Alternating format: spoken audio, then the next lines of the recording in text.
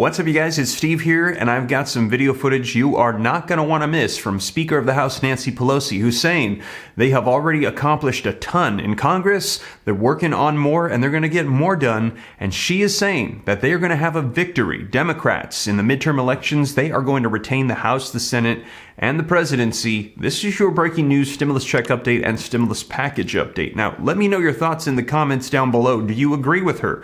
We heard this vocalized as well from Hakeem Jeffries. I just let you know that he said he is extremely confident they are going to win because he said they are going to take decisive action, Democrats that is, and they're going to pass through more legislation right before midterm elections, and whatever doesn't pass, they're going to have executive orders and actions done by the president, and we've heard many are on the way, the first of which is going to be canceling student loan debt.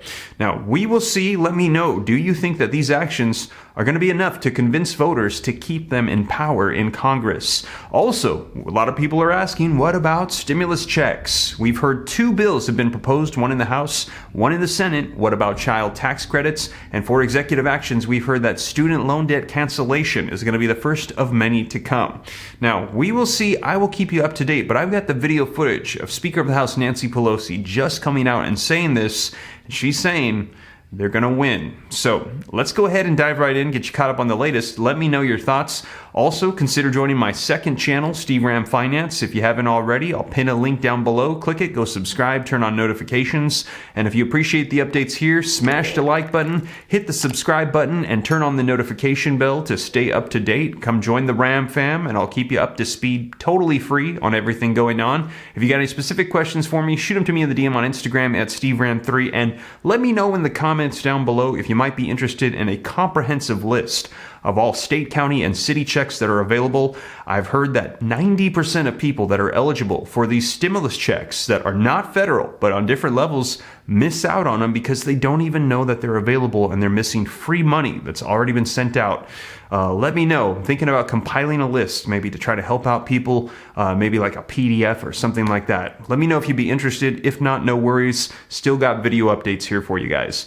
But with that being said, let's go ahead and dive into this video footage and hear from Speaker of the House Nancy Pelosi saying they're going to win and they're going to pass more provisions and stimulus. Hi, Willie. Good morning, Speaker Pelosi. Thanks for being with us this morning. I know you well enough to know you won't entertain a hypothetical about losing the House, but let me ask you about some of the headwinds that you're facing right now, which is inflation at 8.5%, gas around $5 a gallon for some people out in this country. Our recent NBC poll showed President Biden with a 39% approval rating and 75%, 3 out of 4 Americans believing we're on the wrong track.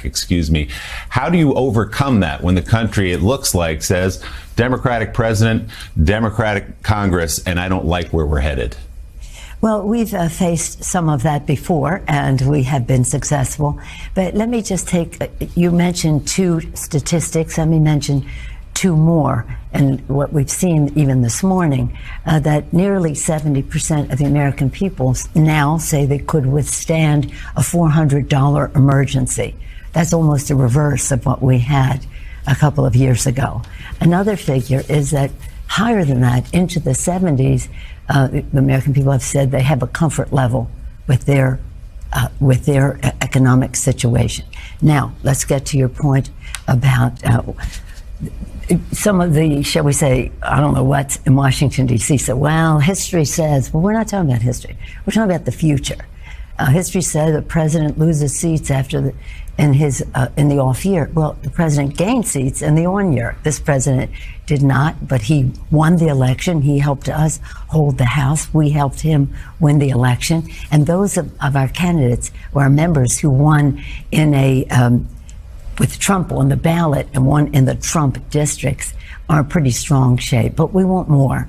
We want more. We have to offset some changes, but we want more. I feel I have absolutely no intention of us losing this election.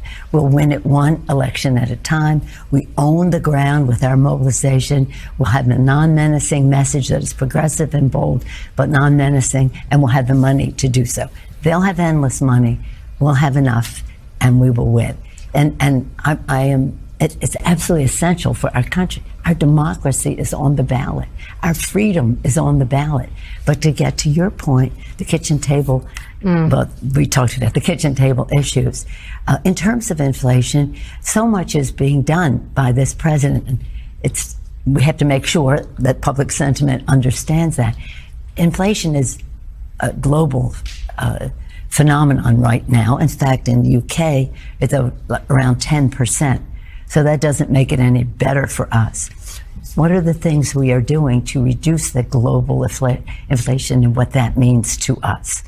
We are in the works now of our Competes Act to address the supply chain. Supply is down, therefore prices are up. We're in there we just passed the other day 2 bills in terms of price gouging and market manipulation, bring down the cost of price at the pump. And that has something to do with the war in Ukraine, but not everything, but a good deal of it. We're also working on reducing the cost of food for people because of the exploitation, again, of the consumer by some in the agriculture industry. Okay, but over and above all of that, understand this. Unemployment, President created almost 8 million jobs. When unemployment unemployment was cut in half.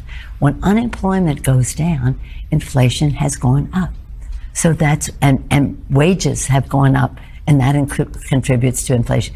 We want unemployment down, we want wages up, and we have to address the inflation issue, but we are. So, Americans need to see those changes. They need to, so that those numbers go down. I want to ask you about, while you're in town, the Global Citizen Urgency of Now Summit. Just really quickly, though, on this point, Democrats are going to be campaigning toward the midterms during very turbulent economic times. Some of the things that might be happening that may drive numbers up, they may have no control over. There could be a food crisis. There's things happening around the world that could impact the economy. So, the baby formula crisis. This, to me, seems unforced as an error, and it may be pushed back if you want. Was there a failure to communicate at the highest level, a failure to prognosticate? And are there ways in which legislation can be passed so this doesn't happen again? Well, there has to be. Tomorrow, the Appropriations Committee under the leadership of Rosa DeLauro will be having a hearing into how we got to this place. So will the Energy and Commerce Committee under Mr. Pallone, Chairman Pallone. And so we're coming at it a couple different ways. But let me also just say this.